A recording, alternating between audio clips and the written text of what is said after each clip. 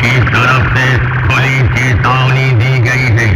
इज्जत से अपना हार स्वीकार करो और आगे बढ़ो और पैसा इकट्ठा करो और अगली बार अच्छी तैयारी करके आना।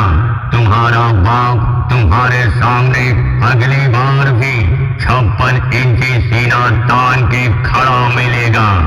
लो सुनो चमचो, सुनो अपने असली बाप की दहाड़ सुनो।